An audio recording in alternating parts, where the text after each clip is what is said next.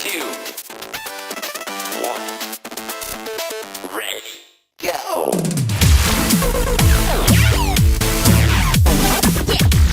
Hey Aussie gamers, welcome to the Aussie Gamers Express video game podcast. The podcast created in the Southern Hemisphere where the internet is slow and the prices are as high as the temperature. Here are your hosts, Lucas and Red.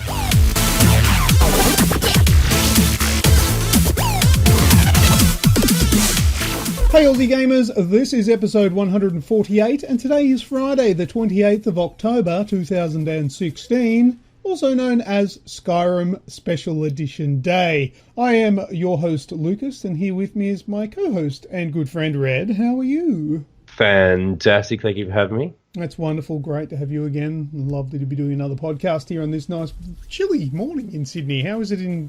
Oh, don't know. I shouldn't even ask. No. It's cold there too, isn't it? Yeah, it's fucked.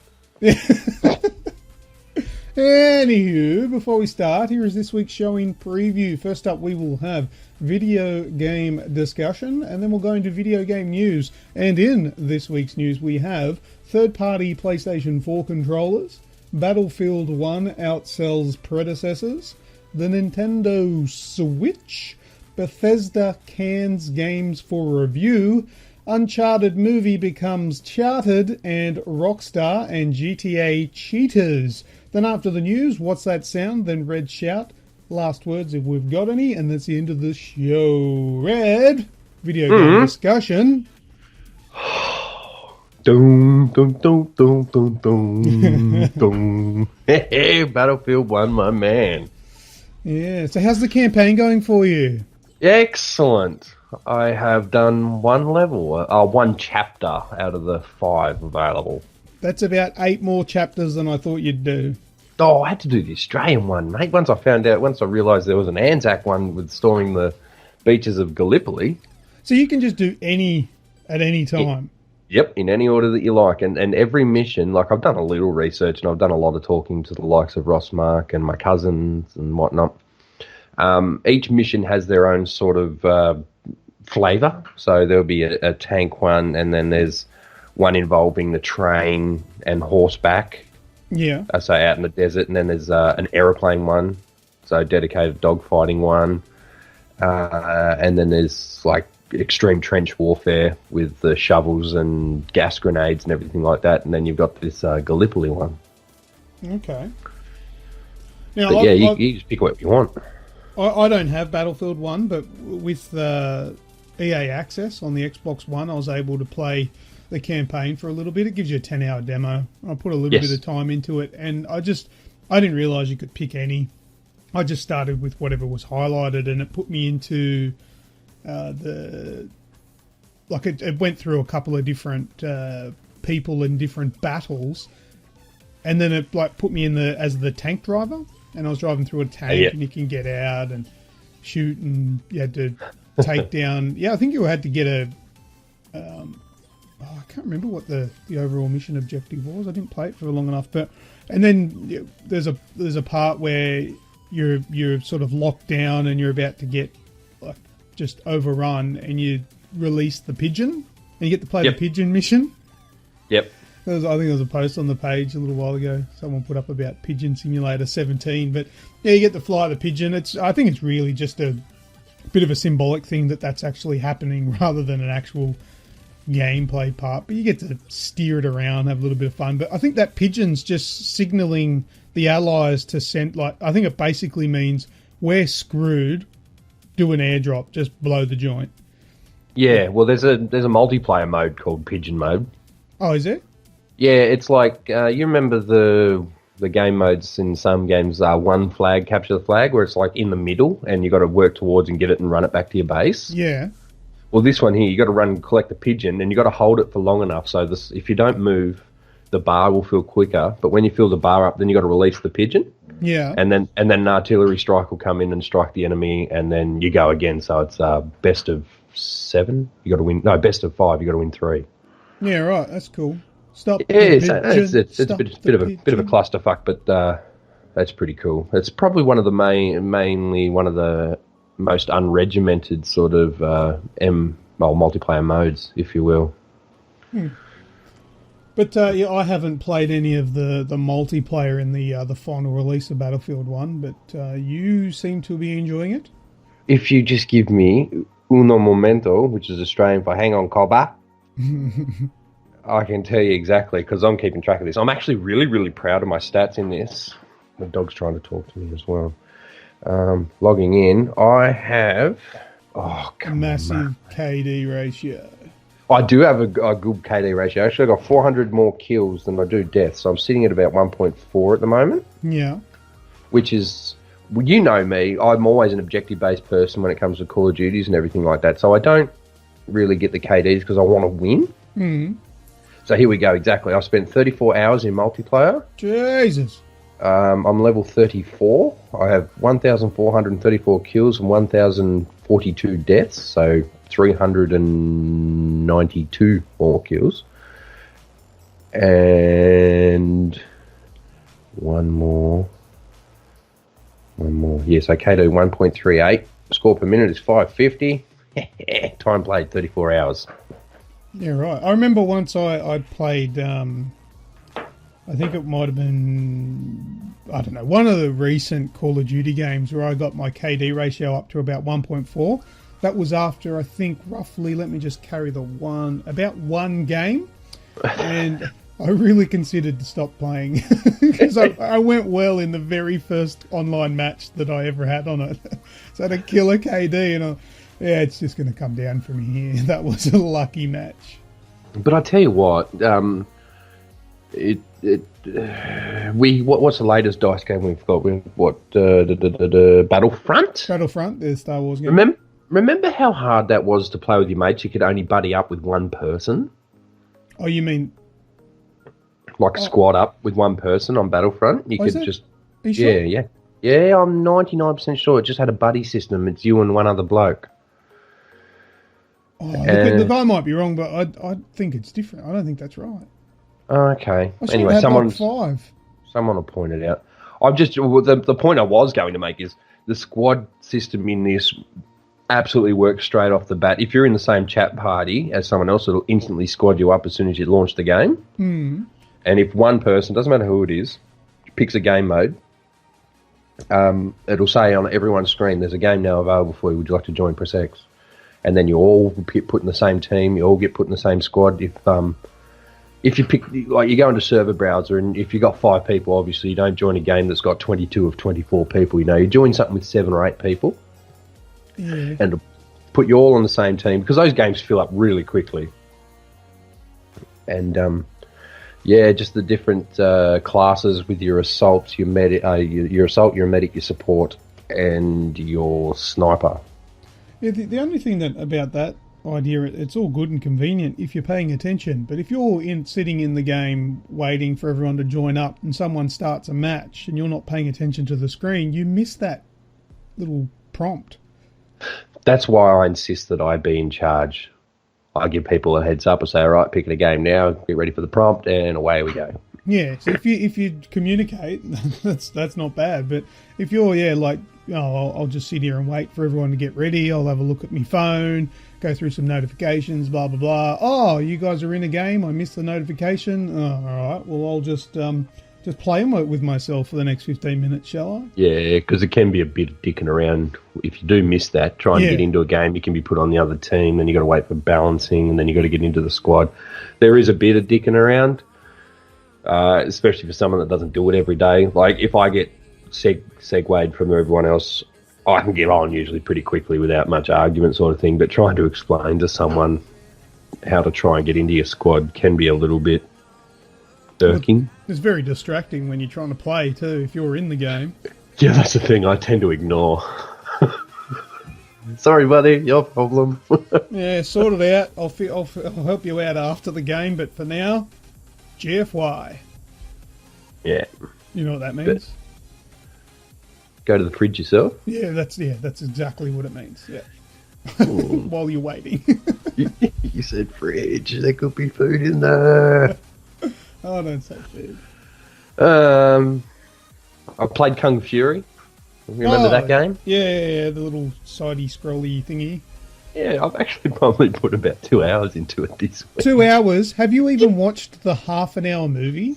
No, I knew as soon as I put this on my list. Yeah, that I was going to give you a hard time for it. No. Right, I don't know whether to do it for the one directly after the podcast is released or if you want it tomorrow. Do you want it on tomorrow's recap? Or do you want it on Mondays or Wednesdays so people can listen to this and say, well, Luke said you should have, and... Yeah, that's a... Your choice. Look, I don't mind either or. People will eventually hear the podcast and say, "Oh, yeah, that's why you watch that." But you have to watch it. It's so short, but it's so I know, and fantastic. I reckon it's so cool. Yeah, it is. It is fantastic. I want a whole series of that shit. It's great. Like, it's ridiculous. It's absolutely stupid, and it's got poor production quality. Like, it's I think like it's meant to, isn't it? Yeah, that's right. It's like a high quality homemade movie thing. Yeah, it's a spoof. Yeah. So if it was made by like you or I, you'd watch it and go, "Man, that was fucking sick." But if you're expecting Hollywood, you'll be disappointed because it's bizarre. And, yeah. All right. It goes on the list. Yeah, considering I watched it because of your praise of the game, and then you haven't even fucking watched it, you mental case. Yeah, I know. Look, I don't even know if I'll watch the Assassin's Creed movie. Oh, I will. I'll go to the movies for that. I haven't seen the Warcraft one yet. Oh, I've seen that. Yeah, that's good. That should be Netflix soon, or if I can't... Well, Prue's not here. I've got a little bit of allowance. I may be able to watch it on Big Pond Movies, because I think I can get it for about $4. Yeah. But look, I liked it. I don't know anything about Warcraft. The only thing that I recognised was the little things in the swamp from Hearthstone. I can't remember what they're called, but they're like little things that make funny noises. They made the noise that sounded exactly the same as from Hearthstone. That's how I know it. Because I don't play Warcraft or anything like that. I just reinstalled Hearthstone last night. Yeah. 1 gig on the phone. Download. Yeah, it's quite large. And now I went in to try and log in to remember my BattleNet details this morning. And then I opened the app and it said there's not enough room on here. So I deleted about 2 or 3 gig worth of stuff and there's still not enough room on there. Oh, okay. Although I have about 8 gig of Red's recap on there that I've got to transfer across to my computer and then I can clear that out. So it should be right. Yes. Clash Royale, I hit my highest peak with 28,000 plus trophies. Oh, 28,000. 2,800. 2,800, yeah. Fuck, I'm that good. And last night, yesterday, I say, over the duration of the day, I dropped back to 2.4. Yeah, that happens. Like, I think in the last podcast I said how well a run I was doing. Mm-hmm. Yeah, that ran out. Well, I've got it back to 2.7 now, so I'm okay with that. I lost a shit ton. I think I got up to about 8th spot in our clan. Yeah. I took a mad hit in the last couple of days into a lot of losses. Yeah. Don't engage. It's a pain in the ass. It's like, fuck, I turned my phone off and I raged. Opponent has left the game. I was in bed playing it the other night, and I was just like getting the shits because I had the fucking stubborn mindset of I'm not turning it off until I win a fucking game. Oh, whoops! And I was just like, I want to go to bed. You're playing all the Asian people. Do you realise at that time of night that they're all a level lower than you, but all 10 times better? Yes, they are.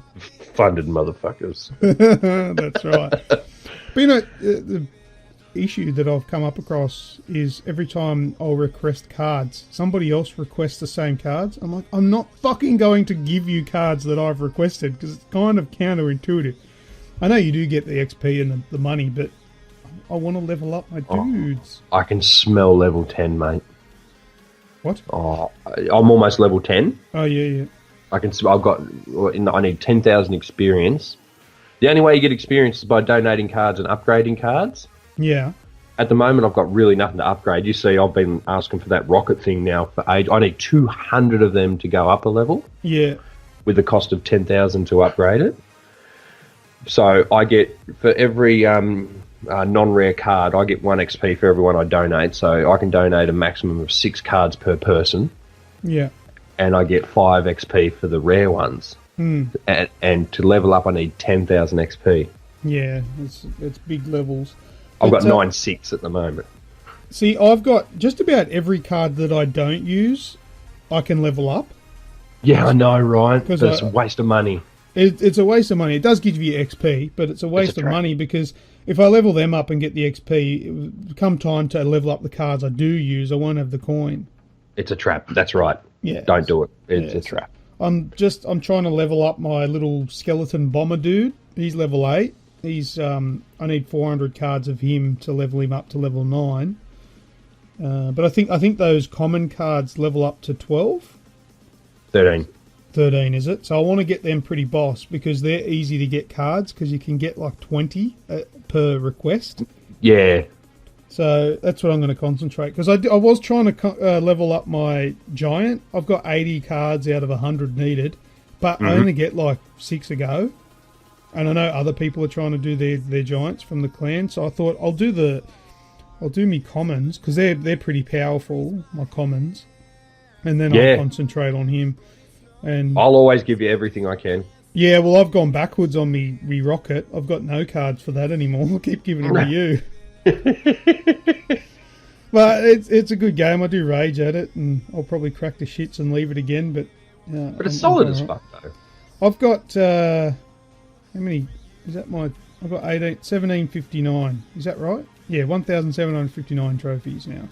Yeah, well, when you come back to it, when you went on that sabbatical, you only had like 700, and I'm like, dude, you've come back and smashed it. I'm 8th place, but I'm not far from 7th. I'm not far from 4th, really. No, maybe about 100 trophies in it between 8th and 4th. So that's 4 wins. Yeah, well, yeah, if you can get them in a row without losing the bastards. But anyway, that's going well. Enjoying that. We streamed The Division last night. We did stream The Division. That was fun. So different. You instantly caught up. I did. I know you probably had a different outfit on, different setup, but I actually overtook you in gear score last night, and that was in playing a couple of PvE. hours. Yeah. A couple of hours in PvE, yeah, just doing the high value targets. I went from, I got to 229 gear score. Is that max? That is. So I got to max from, what would I have been, 16-ish? Yeah, maybe. Yeah, about that. And then maxed it out last night in one session. And that wasn't at the end. It was, I got most of the way halfway through a good gaming session there and yeah, maxed it out. So it's not hard to get your gear now. So now it's basically just picking from the drops which one you want to use. That's right, hitting that perfect note, hitting those perfect abilities and attributes, and it's a different facet of building now in Division than what it was. Usually, because remember the gear used to go to 268, except for the gun. The gun stayed at 229. They were high tier, but you could get gear sets at 268. I think they've made the right decision bringing everything back to 229 because the 268 gear was so sporadic and so rare that when you got one, you'd have to get 8 of the same thing to try and get the right attributes to accommodate for the build that you're trying to have. Yeah. So instead of making a build with what you've got and settling, now that it gives you so much, you're just waiting out for that one piece of perfect gear where you can have a secondary piece of gear of the same gear set sitting there that's still just as effective, giving you your upgrade, but you can just kind of tweak it and build it and just hope for that perfect drop and the perfect weapon drop, and you can make a really cool character. Yeah, and the gear that I got, I haven't tweaked it at all yet. I haven't done any of those re-rolls. But I did get myself a really cool sniper rifle. You did get the good sniper gun. Man, that sniper rifle sounds like a shotty. I was playing with Ross Mark and he goes, "Oh, you using a shotgun, are you?" I said, "No, sniper rifle." Like, was it an SVD? Paratrooper? Yes. Yeah, they sound mint. Yeah, and I got it up to about 320 DPS last night too. Jesus Christ! Yeah, Ross gave me the final piece of the puzzle, which was an underbarrel. I think what's that? Is like a grip or something? A grip, yeah. Yeah, put the grip on it, got up to about 320. Yeah, because that adds DPS. accuracy and stability, which ups the DPS because you're more likely to hit target. Yeah, so I mean, my primary weapon is only about 160, but then I can pull that out and grab some headshots and stuff like that. So, yeah, sniper rifle's beefcake. Yeah, mint. Yeah, I picked up a semi-decent sniper rifle. But it's just so much playing around with that to be had now again. But like you remember last night when you said, "All right, we're going, you're going," and Pat and I go, "Yeah, no worries, we will too." When you knocked off. Sorry, say that again. I was slightly distracted there. You know when you jumped off last night and said I'm going to bed, and we said, "Oh yeah, we are too." Yeah. An hour later. Oh yeah. Just tinkering, mate. We walked back to base. It's fast traveling now is only a convenience thing as opposed to just skipping all boring stuff. We just walked back to the base of operations, killed everything on the way, got another level up, and got another weapon cache. Yeah, nice. Yeah, it's good fun to do. It's worth it now. Yeah, the PvE world is a lot. There's a lot more meaning to it. It's not just somewhere you need to run through to get to the dark zone. That's exactly right. To then get killed. Okay, and to finish off my game talk, I have painstakingly played, mind you, and I don't consider myself a dumbass when it comes to mathematical equations, and you back me up on this quite often. Mm-hmm. I've been playing Mordheim, Village of the Damned. Yeah. Oh, fuck me. Look, outside looking in, awesome game. Awesome. And it is. And it's got a lot of good points. It's got a couple of things that weigh it down a little. That's all going to be detailed in my review, which will be done today because I'm going to send that off to you for proofreading this afternoon. Mm-hmm. And I've detailed in there everything that's good about it, that's bad about it, or everything, what it is. And so, you played Warhammer 40k? I've seen your models and everything up there. Yeah, long time ago. Yeah. Did you ever play Mordheim? No. I don't know. So I've never heard of it. Well, it's the big difference between 40k fantasy and Mordheim. We're talking Warhammer. Mm. You'd remember when you built like your Space Marines and everything, you'd build a 2,000, 3,000 or 4,000 point army. Yeah. Yeah, so you'd have units and battalions and big ass bloody tanks or whatever. You'd have 4,000 of allocated points. So Mordheim is the same concept as Warhammer, or 40k or fantasy, but you have, say, 500 points, 400 points. So it's a little band of, you got a leader, you got a couple of heroes, and a handful of henchmen being 2, 3, 4, or 5. Yeah. So you've got like 8 characters, 9 characters. And when we used to play Mordheim back in the day, like I dabbled in it. I didn't play it profusely. It was, you had to have a heap of buildings or structures, or we just used boxes and everything. There had to be different lines of sight and climbing and jumping, and because there's all variables and rolls of the dice for climbing, for falling, aerial attacks. But also it's all melee weapons and arrows, bows and arrows or crossbows. So there's no weapons and no bombs and no mass destruction. So there's a big focus on ambushing and line of sight and close quarter combat. So that's what Mordheim is, as opposed to 40k and fantasy. Right. That's what the game. So that's what the game is, and it takes place in a city called Mordheim, obviously.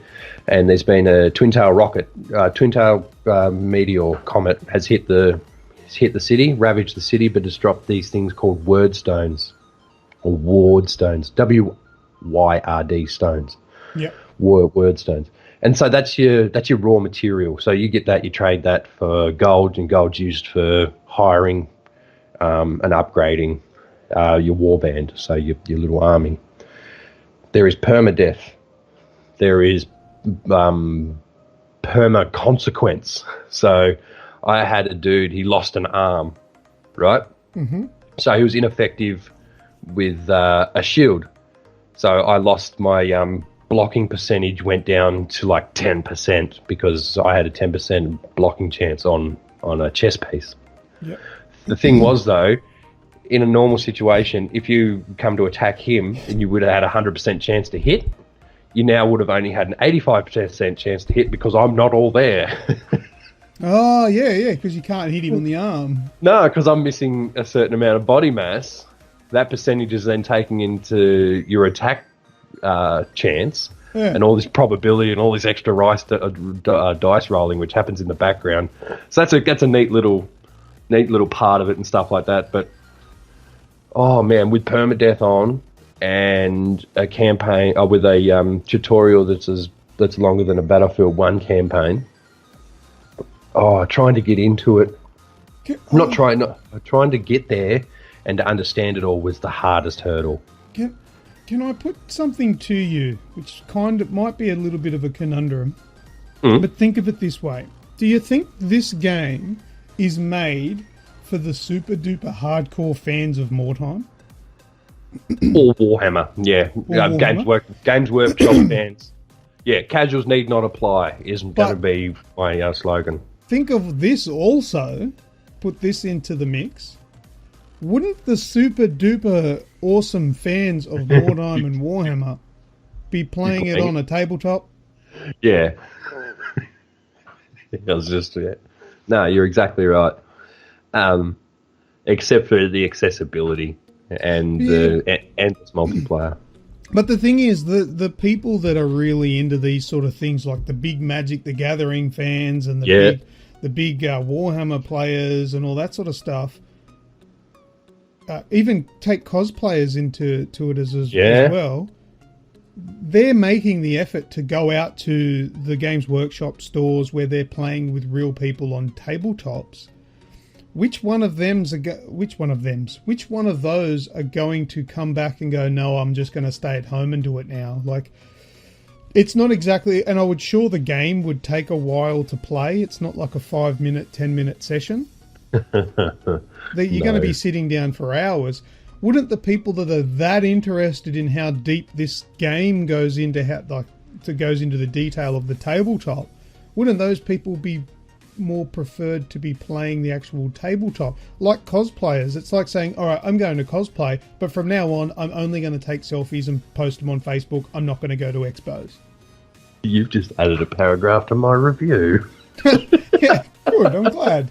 But do you think that's a fair thing to discuss? Like, is that not really taken into consideration? Do you think maybe they would be a little bit more successful with the game should they have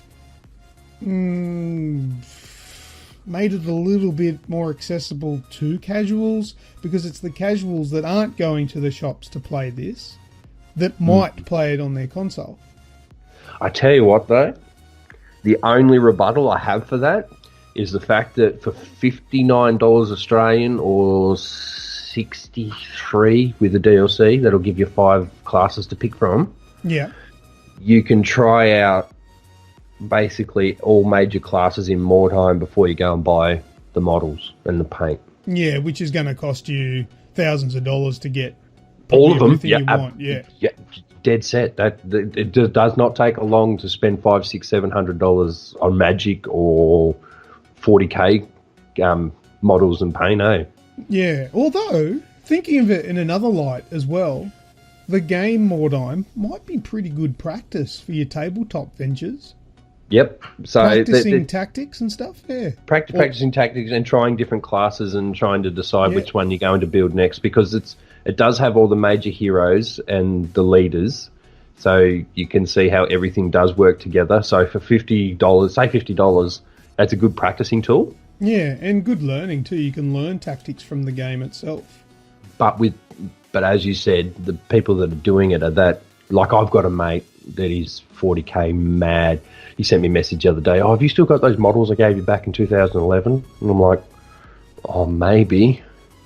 Packed away somewhere. I said, I haven't built them yet. He goes, oh, that's okay. Oh, if you don't want them. I'm like, yeah, man, no worries. It's just a craze. So he wouldn't play this game. Yeah, he'd be playing the tabletop, yeah? Yeah, and then when he's not playing it, he'd be fucking building and painting and stroking his beard. You know, so the point you bring up is very, very valid, but I still think you'd have to be more than a casual to try it out, if you know what I mean. Like, that is my catch line, and by no means do I mean people that don't like this game are a casual. Casual Games Workshop players or fans need not apply for this game, if you know what I mean. They need not to probably... look, it's a great turn-based game in its own merits, but it's the lore and everything that you've really got to be able to feel and appreciate to really get into it. You have to feel for your characters because that permadeath is a bitch. Yeah. Okay. Wow, I think we reviewed it better on the podcast than I did in fucking writing. I'm going to have to link this shit in it. I might just get a snippet of it. We might do that from now on, actually. We're just brainstorming ideas back at house, live. I can probably do that for you. I reckon. All right. That's me, man. I thought I was going to have a quick one this week, but I actually took up a fair chunk of time. No, that's all right. Well, we covered most of mine in yours, so I don't have very much more. I've got one more game that I can mention, and that is Action Hank. Action Hank. Was that one of those PS Plus games that we voted for, but no one voted for it? Yes. I thought I'd heard of it before. So I played Action Hank on PC. Yeah. And do you know what it is? I had no idea what the gameplay was. Do you know what the gameplay is? Is it that Australian one? No, it might be. It doesn't. Is it like a toy box physics game? No, a racing game. It's kind of, not really. Do you know what it is? No. It's Trials Fusion with a big fat guy running on the track. You lost me at running. It's virtual running, dude. No, I had no idea. I booted it. I'll let you in on a little secret here, you and everyone that's listening. I've got a little project on the side that I've been working on for a couple of months. It's something that I'm going to get a fair bit in the bank before announcing and releasing. But yeah, Action Hank, I was playing it the other day as a part of this project that I'm working on that is secret, and I had no idea what it is, and that's kind of part of what this little secret venture is. But I had no idea what type of game it was, and I booted it up, and I was actually, I liked it. I think it was quite impressive. So you start off, it's kind of like you're in like the maps are set in what look like a kid's room, you know, and you're running along like what are those Matchbox slot cars? Hot Wheels. Hot Wheels, like the tracks. You know, you can get the Hot Wheels tracks. With the loops. And you're running on tracks like that have all these extra little bits added to it. There's loop-the-loops, there's jumps, there's all this sort of stuff. So you can run, you can slide, you can jump, you can turn around, you can, all these different controls. And the idea is to get from start to finish, just like Trials Fusion. And it's like a time trial. I only played a short piece of it, so I did a couple of tracks. But yeah, it was actually pretty cool. So you've got to time it. You've got to make sure you slide down the hills, but then you've got to make sure you get up before you start to slow down, otherwise you lose momentum. You've got to jump over the jumps, you've got to do this and that. It's all pretty intricate and well thought of, and it's actually a pretty good game. So I would market that towards people that do enjoy time trial and Trials Fusion-y type games. It's cool. It is a really good game. So I played a little bit of that, and you'll see in the future. I don't know how much longer this little secret project of mine will remain secret, but it'll eventually see the light of day because it's going well, I think. When you're good and ready. That's exactly right. But it's something to look forward to anyway, because we're always working on new things to bring to Aussie Gamers Express, new kinds of content. Yeah, and this one I started it probably a week or two before you came for the expo, Red. Oh, okay. Well, you hit it well from me, you bastard. Yeah, you don't even know about it. No one But knows. there's not a lot of stuff that goes on behind the scenes that you and I don't either agree or disagree on, Yeah. and converse about at least and get each other's ideas. So, Yeah, so this is one of the very few things that I keep from you. I don't know why I was keeping it from you. I guess probably so I can enjoy it too when it comes out. Well, yeah, I'll Well, not that probably I wouldn't, but I'll probably run it by you before it does go live and see what you think. But I want to amass a good catalogue of content before I launch it. So consistency is the key, isn't it? yeah, it's a little bit different to things that we've done in the past, but it's something that's going to give good content. I don't know what to say without giving it away. It's going to be nice bite-sized content for a daily thing to people look at on the page. So something to see and something to comment on, and without taking up very much of anyone's time, you know. So it's what it's. It's 21st century friendly. It is, yeah, and it's for those with very, very short attention spans. Actually, speaking of short attention spans, I met someone the other day. I have to keep this fairly vague for privacy reasons, but I met someone the other day who, you know, like ADD, attention deficit syndrome. Yeah.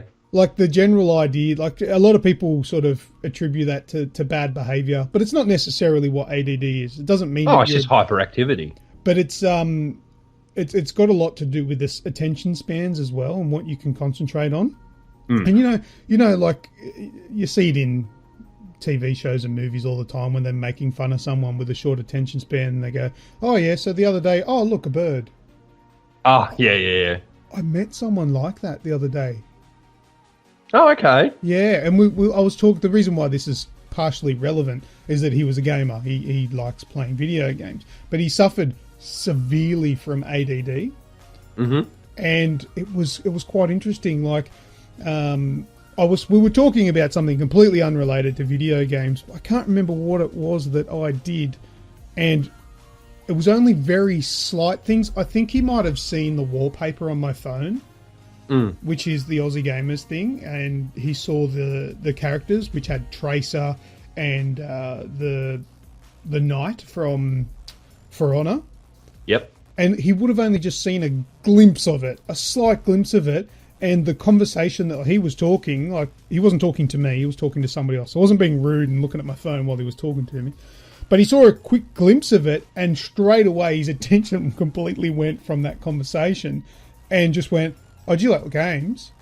And I was sort of like, yeah, like, do you want to keep talking to the other person? Like, that was a bit rude.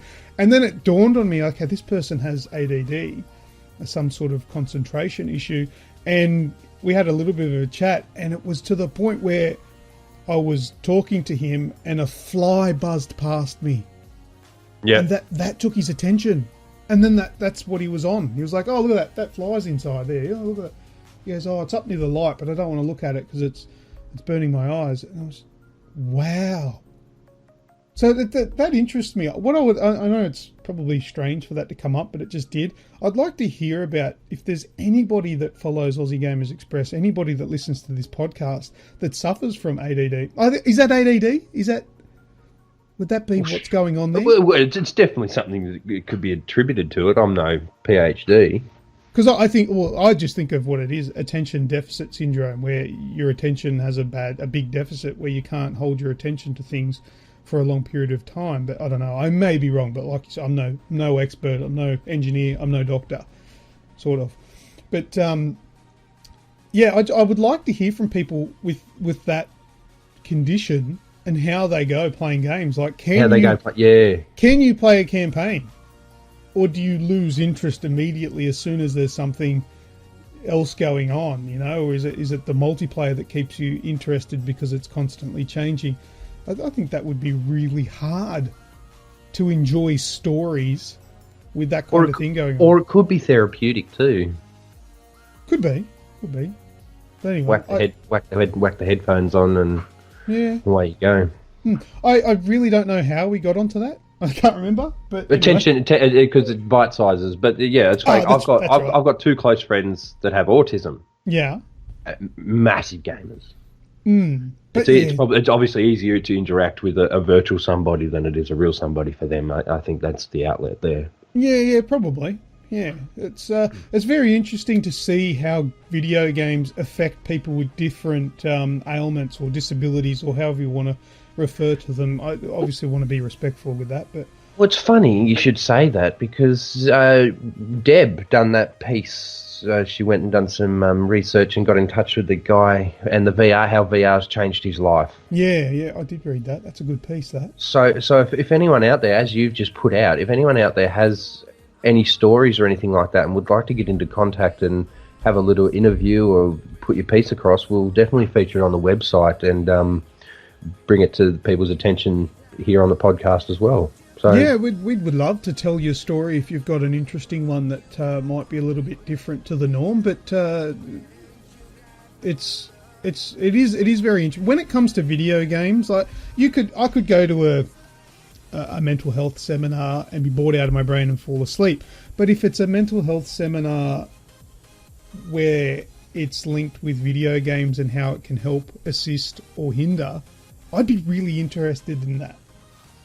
yeah. Just how video games can help people, but how they can also harm people too. And it's the age-old saying is everything in moderation. Obviously, you can misuse video games and they can be harmful. Yeah. But the general idea behind them is that they can be quite therapeutic. Absolutely. Most of us, a lot of us, use them a lot as an escape and a relaxation thing. Like yesterday, Red, I don't want to go into too much, but you were having a very, very busy, stressful day. And I said to you, if you want to forget all about it and come and get some loot in the Division, come and join us. And you did. And how did it go for you? Yeah, bam! Your day disappears. Yeah, I eased into it nicely with the trolling on the stream. Yeah, on the stream. Red. Red, yeah, breaking the rules. Oh, red for everyone I've missed. Yes, smart. But yeah, no, you're exactly right. I did have a real shit day, only because I allowed my inner person to care about someone else, and their well-being was at the forefront when they were having a very bad time. Yeah. So, but then the games help you relax at the end of the day, whereas you might rage at it a bit or whatever, but it's different when it's focused at a game rather than you're raging at isn't it? Like a lot of people associate anger and like Prue goes, because my son at the moment is going through a phase where he's screaming, not obscene, but he's screaming profanities at his wrestling game. Yeah. And I'm like, wow, that's terrible. And Prue turns to me and she goes, have you heard yourself lately? I said, I'm not fucking weaksy. No. But every now and again I might go, and I get pissy because I'm pissy at myself. But my son, Xavier, he's just unloading. So I've had to stop him. I've had to pull him up. I've had to take the PlayStation off him. Jesus Christ. But he was going full-fledged at it. The point, just to highlight your point, we do rage, but that's not brutal anger at an individual or anything. We're just venting at a virtual device. Yeah. Well, put it this way: like there have been situations where, like let's say, work. Sometimes work can be stressful for anybody, regardless of the field that you're in.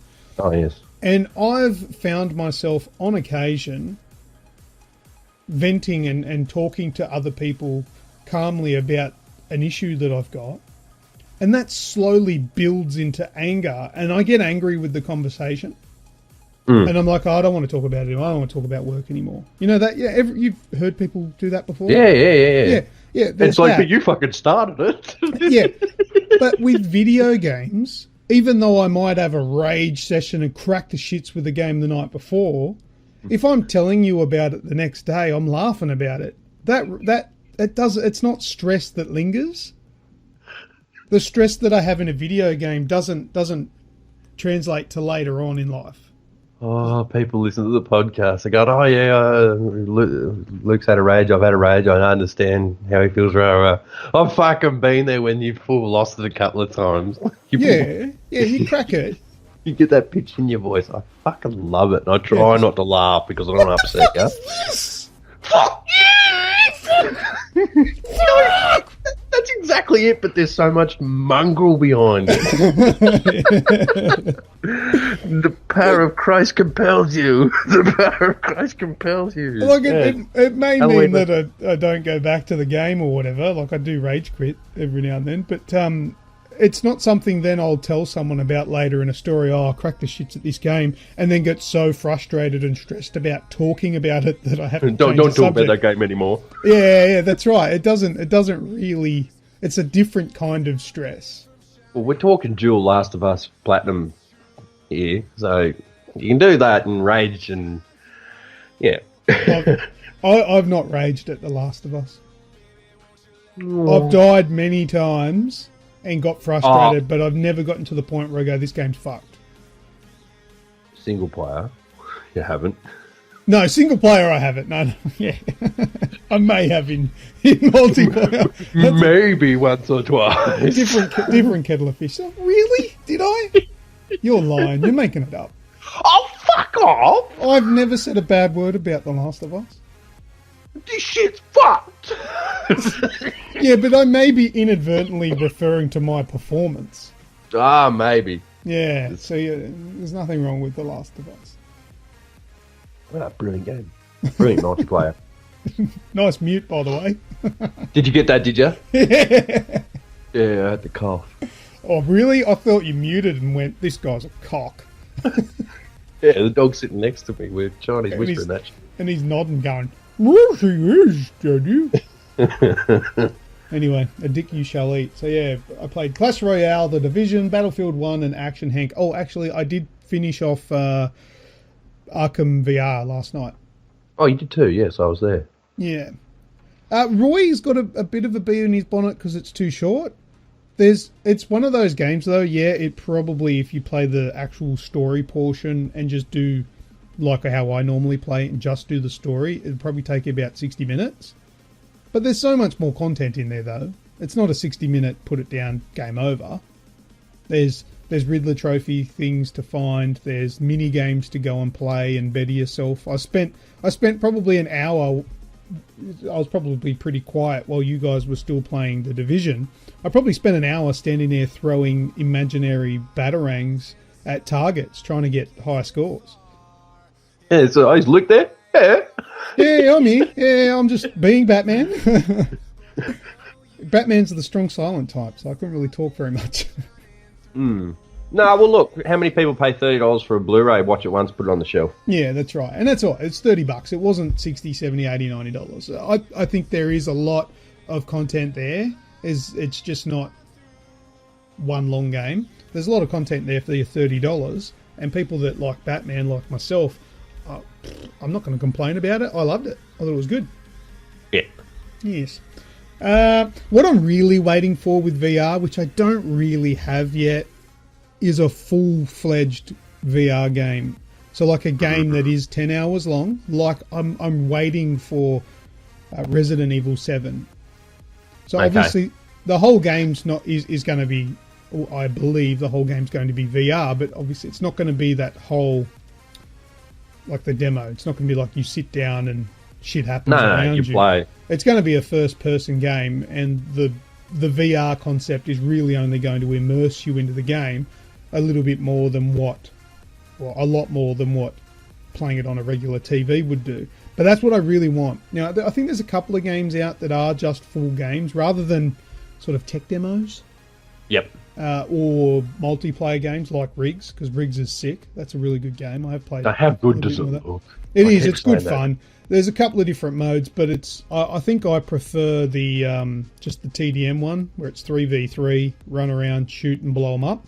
Yep. But, geez, you can run into people that are fucking good, man. Yeah. But mind you, they've probably got better mechs than me, because you can upgrade.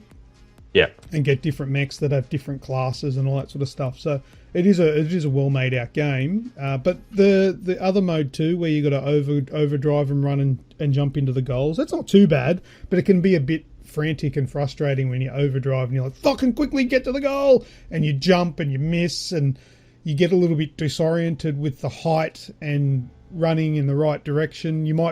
It's weird. You have your head turned, but you're trying to run in the right direction. You're thinking, oh, I just need to bring my head straight so I can see properly to run forward, but I want to keep an eye on where I am and stuff, so it's a little bit conflicting, but she's a good game. But yeah, anyway, that's a little bit of VR. I just haven't had time, man.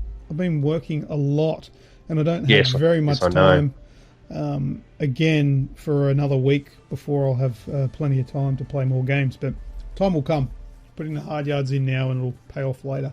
But anyway, that'll do for video game discussion. I think we're about ready to go into news. Yeah, man, let's do it. All right.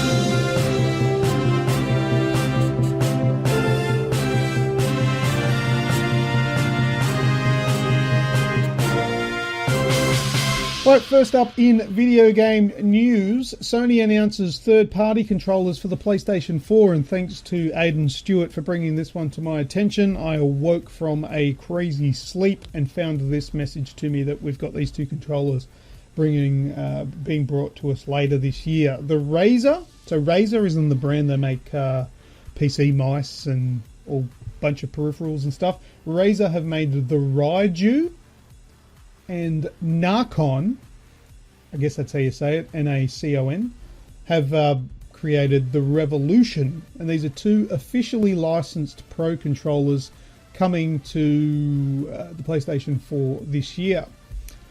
And I'll read a little bit of a blurb about them provided by Sony and some of the design features. To give our competitive and pro players more choice, we invited Razer and Narcon to use their knowledge and expertise in developing esports peripherals to design two unique pro controllers for the PlayStation 4. So the Razer Raiju is designed for conquering professional esports tournaments. The Razer Raiju is equipped with advanced controller customization and ergonomics. Its features include 2 extra bumpers and 2 extra detachable triggers, built-in control panel on the front of the controller, trigger stop, switches and hair trigger mode for ultra-fast trigger responses. Red, you mentioned on your Elite controller, you can switch it and make the trigger presses nice and shallow. Just means that your full trigger press is a lot shorter and quicker. 2 custom profiles which you can instantly switch between and modify. A 3.5mm headset jack and dedicated headset volume mic mute controls. Take that, Apple. Detachable analog stick rubber caps which provide extra grip during intense gaming sessions. What are you laughing at? Extra drip. Yeah, whatever. Can read. Compatibility with all PlayStation 4 systems via the braided 3-meter long USB cable. Detachable for easy storage. The Razer Raiju will launch this, well, it says holiday season, but that's December-ish for Australia. And you can sign up to receive more information if you wish on the website. The Narcon Revolution, so the second controller, which looks a lot like an Xbox One layout. Doesn't look like the Xbox One controller, just with the left thumbstick and the D-pad being swapped around. And fatter. Yeah, it does look fatter. Actually, the Raiju does actually look a lot like an Xbox One controller. Yep. Alright, but about the Revolution from Narcon, developed with the esport player in mind, the Narcon team of industrial designers and engineers collaborated with pro gamers to develop the Revolution Pro controller to meet a wide range of their gameplay needs.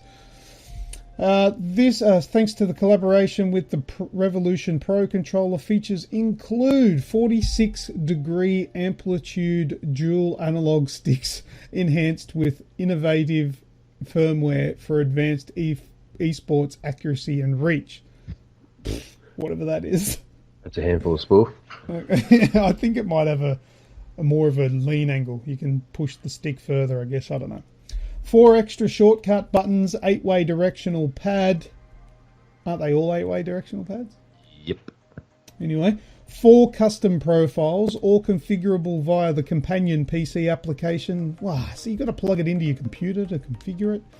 Xbox does it on the Xbox. Yeah, why don't they have an app on the PlayStation? Anyway, enabling players to remap buttons, assign macros to the 4 shortcut controls, and adjust analog and trigger sensitivity. 2 internal compartments with 6 additional weights for a tailored balance and feel.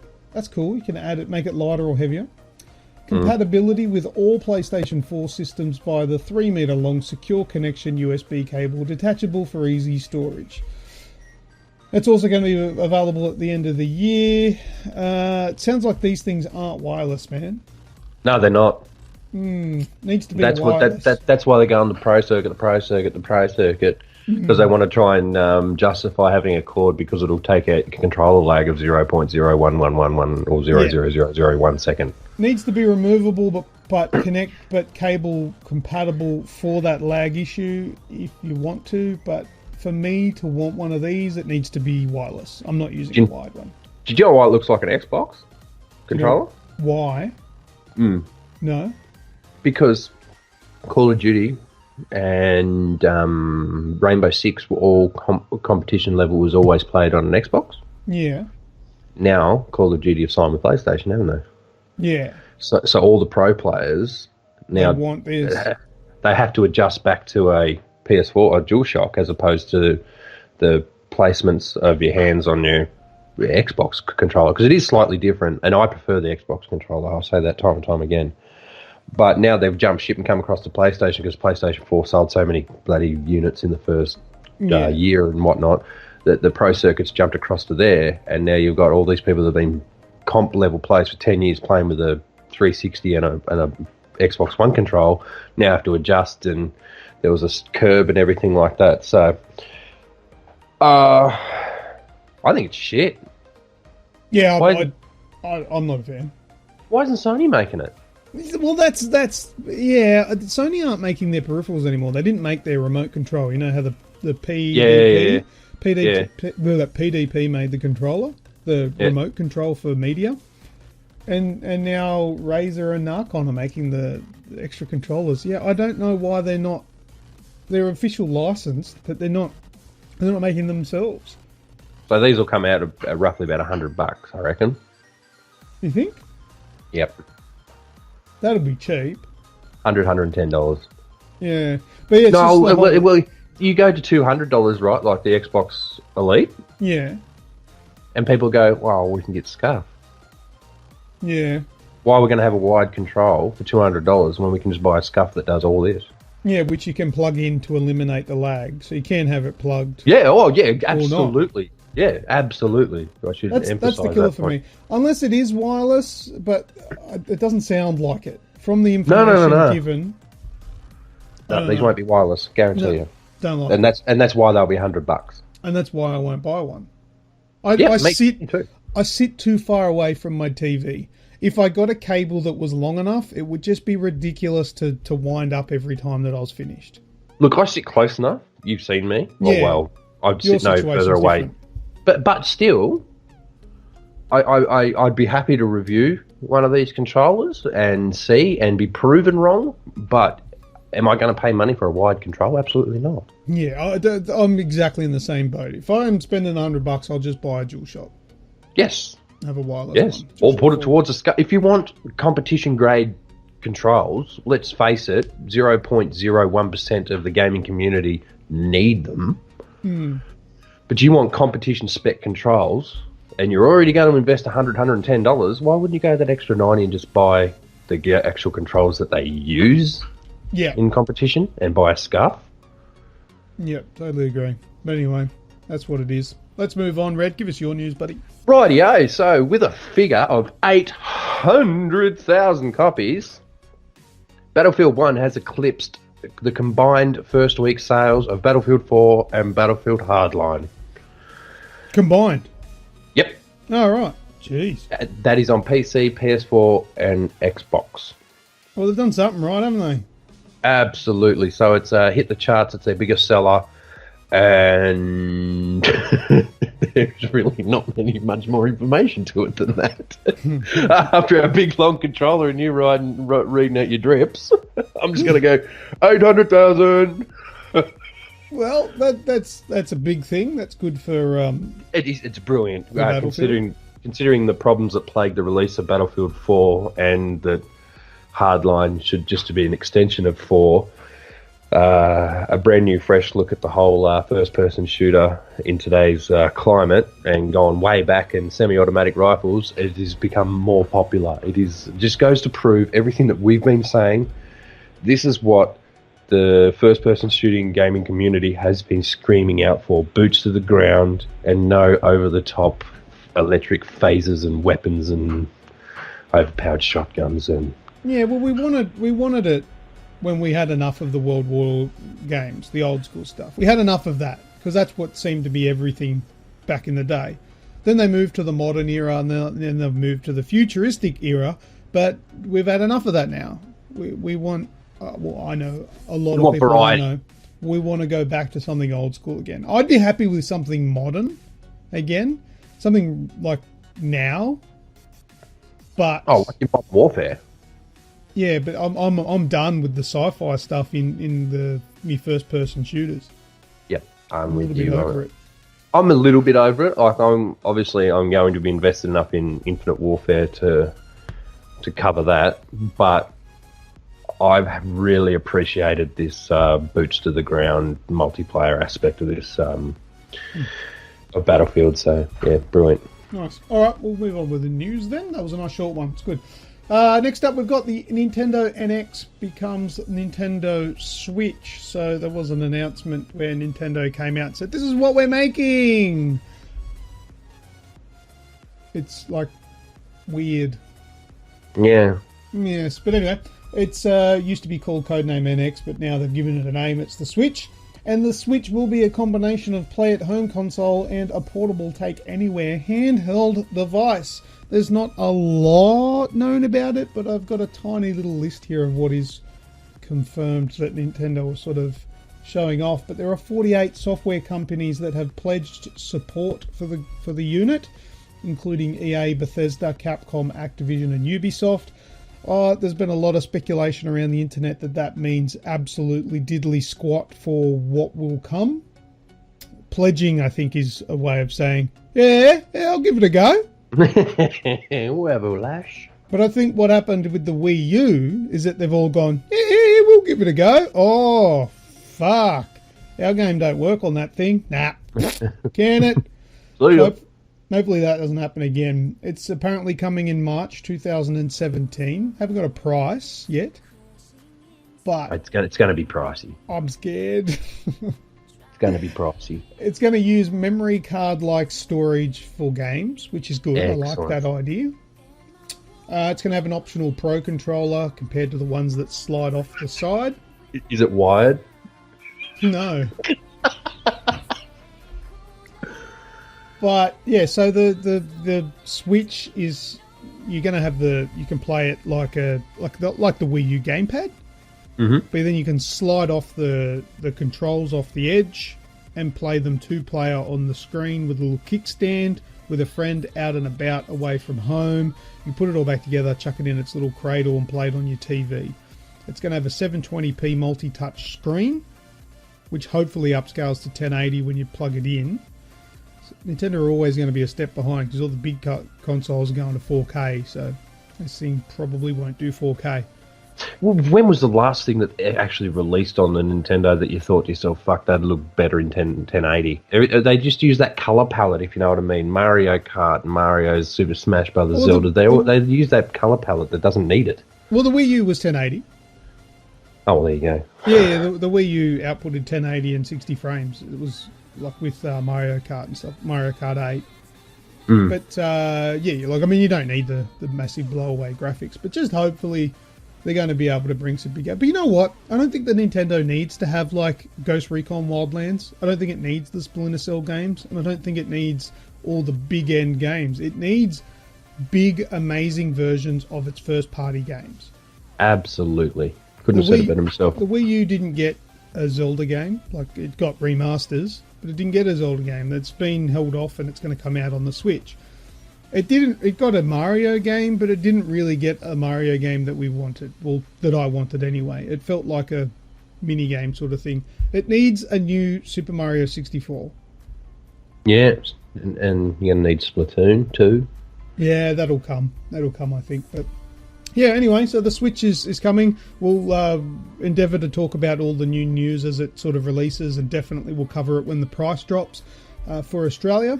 But at the moment, it's fairly minimal. It's only just launched. Pre-order games at EB, and they don't... You know how sometimes you go in and you can pre-order and they say this is a placeholder price? Yeah. Pre-order games in EB at the moment for the Switch are $119.99. The games? Yep. Oh, yeah, none of them will be that price. I don't know. Yeah. The games I themselves. like to think... Yeah, the games themselves. I like to think that, but I'm slightly concerned. I think the unit's going to be $600. Yeah, but the games won't be 200. No, 119. Oh, 19. I thought you said 99. My bad. No, I'm very nasally. I heard you wrong. No, my bad. No, I still don't think they'll be 119. You're still wrong. Yeah, you're still wrong. EB, that is. Well, mind you, EB might have 109. Yeah, well. Yeah, they might, but no one else will. Everyone else will be somewhere between target. 79 and 99. But yeah, EB games, they like to do that. That's their prerogative. It's fine. They can sell their games for the $100 full retail price to unbeknowing mothers and fathers. But there you go. That's the news I got on that one. That happened. It exists. It's coming. Talk to you more about it. Go Red. Rightio, this is something we can have a little bit of a personal opinion on, because most of the hardcore fans out there of us, they know we get review games that we don't pay for, yeah? Yeah. So that's not admitting anything. Like this, the headset that I'm on, I didn't pay anything for it, but I work for it, so rant. But Bethesda have now just come out and said they're ceasing to issue games for reviewers in advance, any more in advance than the day before. Yeah, well. Yeah, it's Bethesda. I half expected that, or I thought you were going to go, yeah, that's understandable, but why? Now, I was drawn to this news item from Boogie, France, aka Francis, or Francis, aka Boogie. Yeah. Because he's a pretty intelligent bloke, and a bit of a rant on there. But the Bethesda have kind of bitch slapped everyone else in the industry, if you know what I mean. I'll see if I can find the direct quote, because I did write it down here. But I know why they're doing this, and I wouldn't put it past everybody else to do it that can afford to do it, based on the fact that there are arseholes out there that do not respect embargoes. If you don't know what an embargo is a date, and it's not just video games that have these. Cars have these, TV shows have these, movies, all things that have a release date that are generally created before that release date will have an embargo. And the embargo is a date where you are not allowed, well, there's usually specific conditions, some that you can meet, but the embargo is essentially a date where you can't release anything in relation to said media.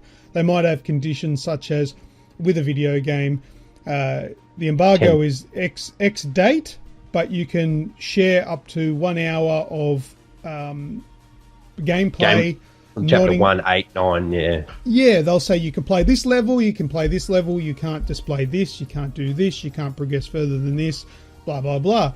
But there are a lot of people out there that do get their hands on media copies that completely disregard this shit, and it makes it look bad for the rest of us that do 100% comply with embargoes. And we do. We 100% comply with embargoes because we are respectful and we are very thankful for what we do get from PR companies and developers, that we don't want to soil that trust.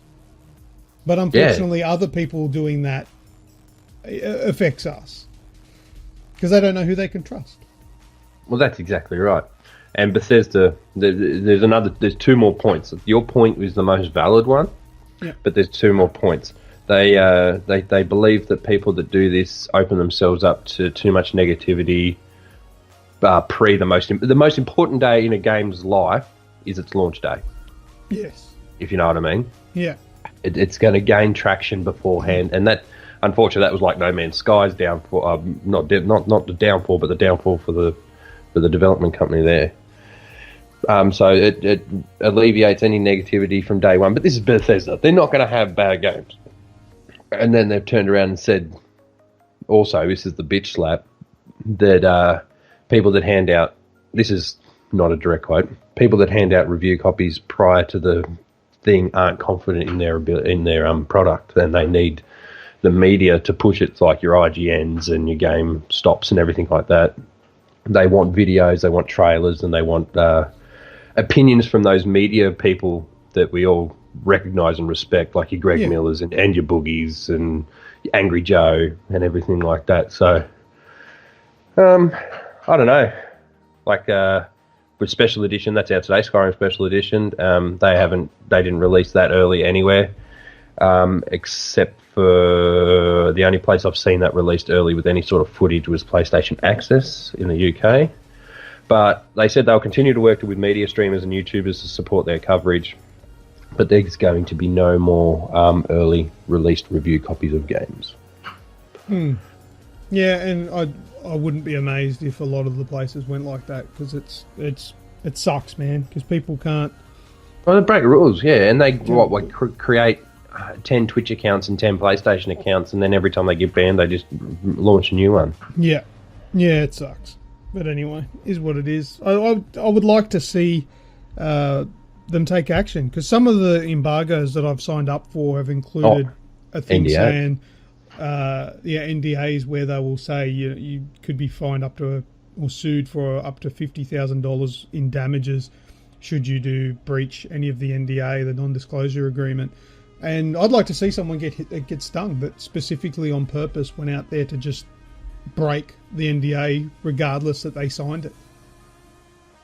Yep. Because when we went to the Witcher DLC day, where we went and into the studios, we signed a non-disclosure agreement that we couldn't release anything before a certain date. And I take that seriously. That's the privilege you get of being media. You get to have a look at our stuff. We want you to get your write-ups and all that sort of stuff ready, but we don't want you to release it before this date because this is our plan. Okay, it's your game, it's your product. You're allowing me to do this. You call the shots. Not a problem. Yeah, because as I said, like this is obviously recorded today on Friday, but yesterday I said I wasn't under embargo. The embargo had just lifted, but I said I'm playing a game that I'm not going to tell you the name to, but the score is going to be over 9,000. Like, we alert you. I don't think there's any. Yeah, you just can't admit to the fact that you have it, and you're just being respectful, you know.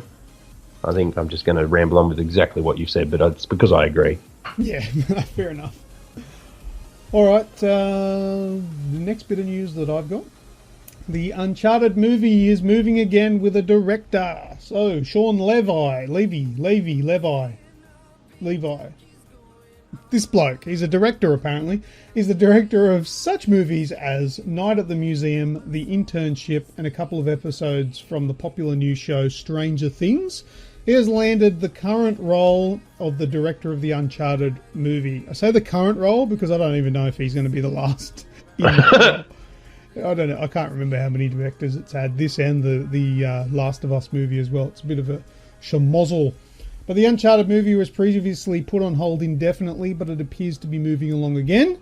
Don't get your hopes up, because I reckon it's probably going to be canned, shelved, brought out again, probably 2 or 3 times before anyone eventually makes something that's of any worth watching. I just Googled him. Yeah, don't get your hopes up. He's directed some shit. But can you blame a director for a poor movie, or is the movie was doomed from the beginning? Well, you just say no to the role. Well, yeah, but if you're not a big name and you need the work, you take anything. Yeah, okay. He's worked with big actors, big name actors, but not their best performances. Like Real Steel with Hugh Jackman, gay movie, good actor. Pink Panther and Cheaper by the Dozen. What's his name, buddy? What's his name? Jesus Christ. I know you're talking about the white-haired guy. Yeah. Come on, you know. Martin? Steve Martin. Steve Oh, Martin. you're on it. Yeah, Steve Martin. Yeah, That's him. so yeah, stuff like Big Fat Liar, What Happens in Vegas, Cheaper by the Dozen, Wild Things. He's worked with Tom Cruise, but just not their best movies. Yeah, right. Okay, so it might be him. Oh, come on. Don't make a shit Uncharted movie, please. All right, you ready for my last bit? Go for it. Rockstar have given up the big middle finger to all the cheaters, hackers, and modders out there, and I couldn't be happier. Not that it affects my life too much anymore, but Rockstar are now clearing out the bank accounts on GTA Online of all the cheaters, modders, and anyone basically suspected of hacking. So they lose everything, whether they've legitimately worked for half of it and then gone and cheated and grabbed this so they can buy all the new cars and everything like that. They're just they're canning their bank accounts and getting rid of that. If it happens again, that's a suspension, and then a 30-day suspension if it happens, or 28 days, sorry. And if it happens again, it's a complete ban. That's online. Oh, I'm yawning mid-talk. Sorry. That's online only, right? Yes. Yeah, because surely there's no issue to doing that off on your single-player game. Surely not. Well, nah, because you can put cheats in. Yeah. You're not even hacking. You're not hacking or modding or anything like that in that instance. But where you can be level 1 and have a tank and just go around and grief everyone until someone kicks you or bans you, that sort of bullshit. It's just grieving, and I'm against grieving for the sake of grieving. Like if you get in this is GTA, so you do play like a prick, but. So if you get in a fight with someone and then you're just grieving each other and just having a battle, that's all well and good. But if you're going in there just with the plan of ruining everybody's day... Yeah, with OP powers and stuff. Yeah, that you didn't earn, you don't deserve to be there. And normally, if you go through the turmoil and the hours and the blood, sweat and tears to earn enough money and enough levels to buy a tank, you're normally pretty respectful, if you know what I mean. You just use them on your online missions and everything like that because you realise... running into jerks or on your way there, just how much you just don't want to be like that. Yeah.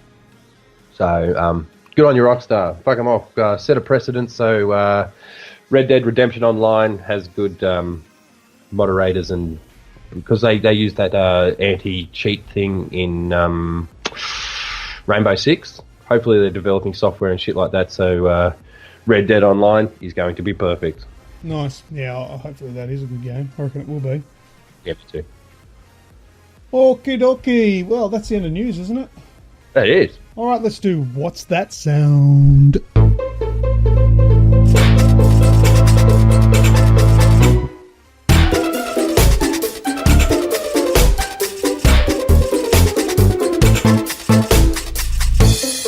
Last week on What's That Sound? Red, we had this sound. Have a listen again. Anyway, I don't know, maybe you had to be there. The moral is, you're a total bitch. And we were a little bit... We thought we knew what it was.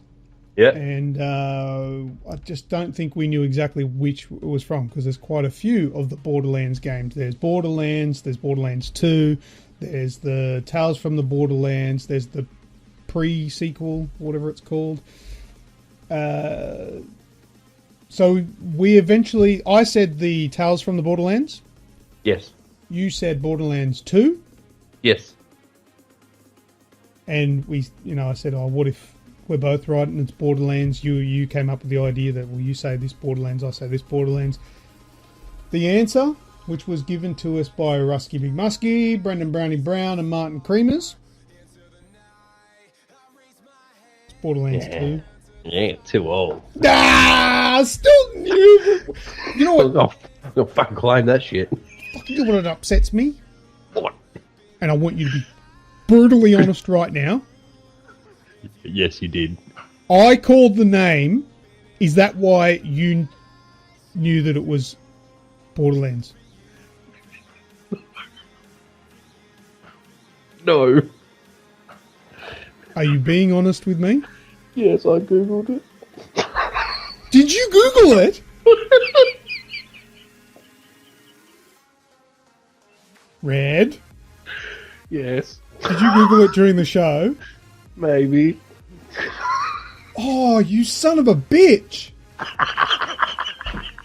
I appreciate your honesty, though. And for your honesty, I'm giving me a point. No worries. Sorry. Did you do that because I accuse you of it all the time? You figured if I'm going to be guilty for it, I may as well fucking do it? No. No, if I'm guilty of it, I'll always admit it. Oh, okay. Good. Yeah, well, I appreciate that. Really do appreciate that. Sweet. 1-3, you cheeky bastard. Did you mute and start typing away? What'd you do? Or was it on your phone? Yep. Listen to you giggling away. Yeah. Damn it. I knew. See, I knew it was I knew it was Handsome Jack, but I didn't know. There's no way I was going to remember which game that line was from. But anyway, congratulations to me, Rusky Brownie Martin. You right? You're going to compose yourself so you can hear the new sorry. one? Yes. Oh. What? What's the matter? Oh, just the way you went Rusky, Brownie, and Martin. I would have went Martin's, Rusky's, Brownie. Never mind. Small things. All right. Yeah, I'm overheating. Yeah. I've got another one. This one is from Rep Premier, so we might be able to get it. Now, because it's kind of a hint, I guess. I don't know what it means, but the file name he gave me was called Chase. Oh, okay. So I figured, to be fair, because I can see that, I haven't heard the sound yet, so I've got no idea. But to be fair, I'll tell you what I know, and I know that he's written Chase as, I guess, like a tagline. So if I ask him after the show what was the name of the one for Chase. So, but just in case it's a hint, I'll give it to you two, so it's fair game. All right, let's have a listen to this week's. Oh, it's an MP3. Good. This week's What's That Sound? LAPD, don't make me chase you, shitbird. LAPD, don't make me chase you, shitbird. One more time. LAPD, don't make me chase you, shitbird. Oh, I'm going to go with True Crime, New York. True Crime, New York? Is that like the... Oh, no. No, because that wouldn't be LAPD, would it, dickhead? No, NYPD. Yeah. LAPD, don't make me chase you, shitbird. Don't make me chase you, shitbird. I have absolutely no idea. I really want to have a guess, though. Oh. Dead Rising. Are they policing that? One more time? One more time? Yeah, all right. LAPD, don't make me chase you, shitbird. Oh. Oh, you might be onto it there.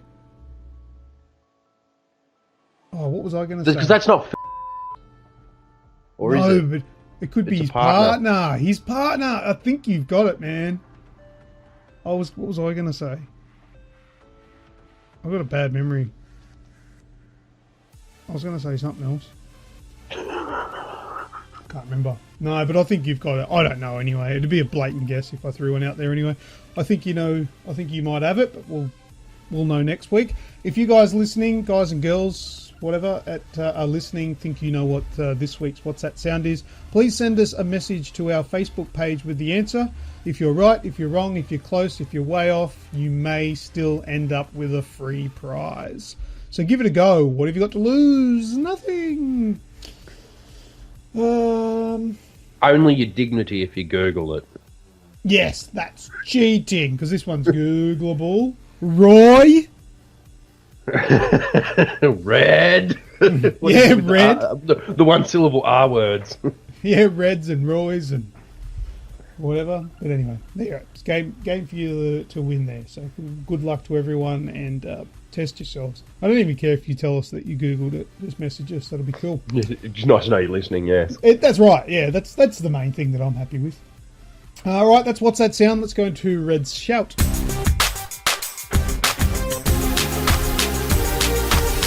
All right, I don't even write this shit down anymore. What that involved. I'm just going to run it off. Martin Creamers, Cameron Lavender, Brendan Brown, Rusky Big Muskie. Who was the other one? What's That Sound? I should have wrote it down.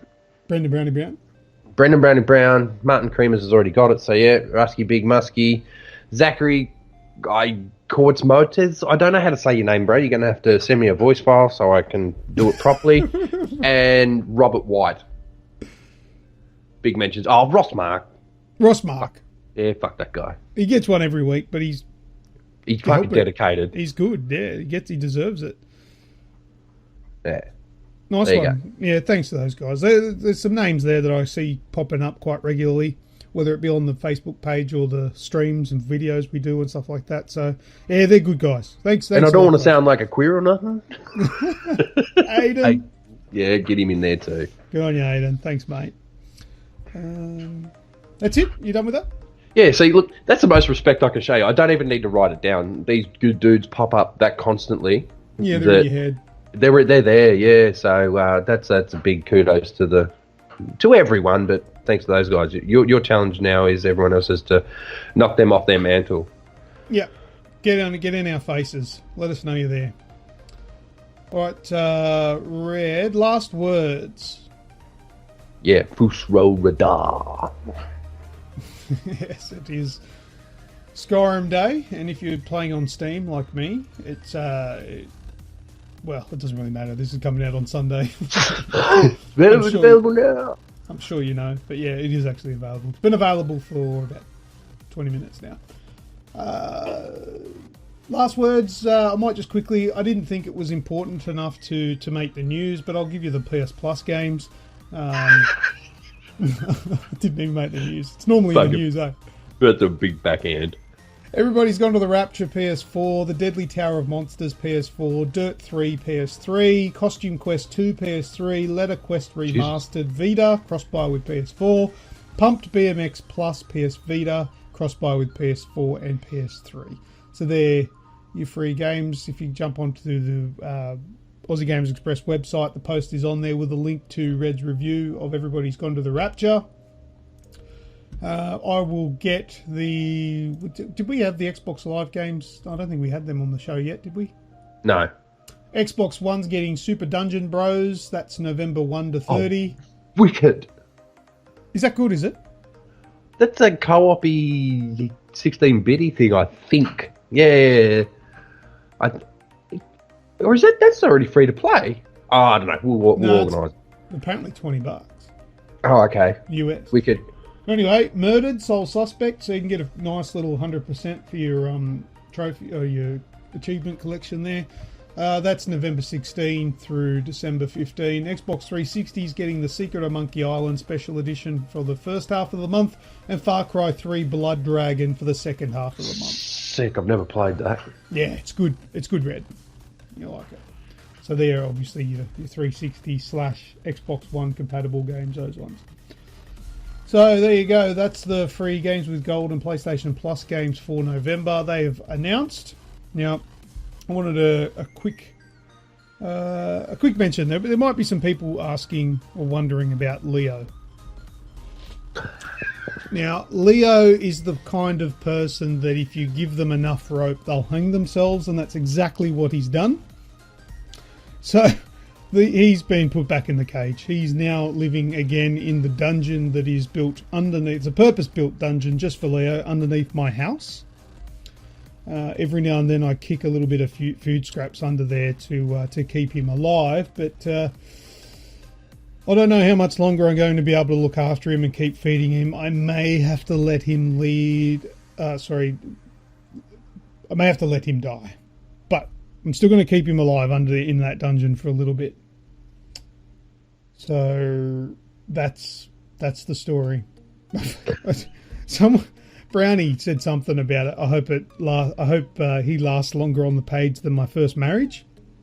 I don't know how long his first marriage went for, but if it was really short, maybe not.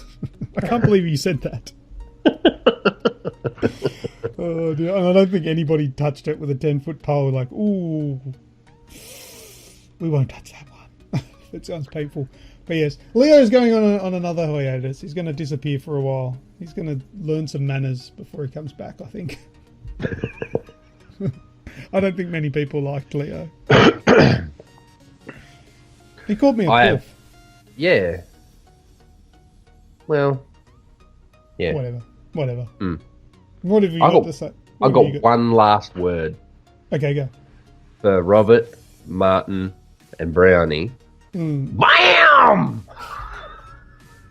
Fuck, I mean, I can't reply to fucking things on the page. You and I were trying to bloody do a video reply as a comment on a fucking post on the page, but it just wouldn't work. It just come up with my fucking stupid head. I know, because you're like, yeah, I did reply, and I'm like, well, I can't see them. I don't know what's going on. Yep. I tried to hold up my end of the agreement, but no. So, bam, bam, bam, bitches, get it in there. You're just going to have to post them as videos, not replies. Just get them on there. Get it happening. Oh, well. Yeah, just put it up there and people go, what's this? Bam! And then it stops. Then it replays. If you like my phone, it'll be going, bam, bam, bam. Because the videos auto-replay on my phone for some reason. Yeah, no, that's a new thing. Mine does it too. Mm-hmm. Yeah. I think it's depending on the length. I think the short ones replay. Yeah. But anyway, that's it. All right, that's the end of this week's show, Red. You finished with your last words? Yeah. Throat chatter. I'm finished too. So it's time for Skyrim for me. And we will see you guys all again next week. Thank you all for listening. I am Lucas. I'm Red. Aw, no little smart-ass little thing, tagline thing to the end of the I am Red? Yeah, hang on. I had a request. Oh, did you? Yeah, ready? I've been red, I've been red, I've been red. It's actually I See Red, but that's the song. But oh, Simply Red. Gotcha. Yeah, Ross wanted me to do it, and so I put my little spin on it. I don't see red. I tend to avoid any form of mirror. All right, well, that's the end of the show. Goodbye. Brilliant. Oh, sorry about that. The show is over. While you wait for the next show, check out Aussie Gamers Express on Facebook, YouTube, Twitch, Twitter, and everything else that teenagers know how to use better than us. If you want to send us an email, send it to info@aussiegamersexpress.com and check out our website at www.aussiegamersexpress.com. We will be talking at you soon enough on the next episode of the Aussie Gamers Express video game podcast. Let's go!